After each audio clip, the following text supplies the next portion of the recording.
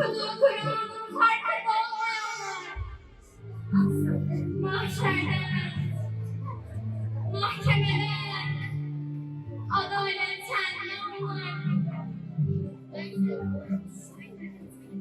Sabahı yok bende yok eşi.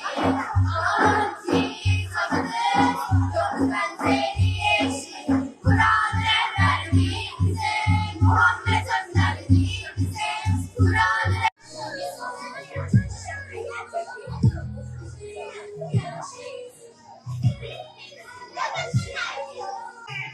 küçücük yürekler, ümmetin umududur minikler.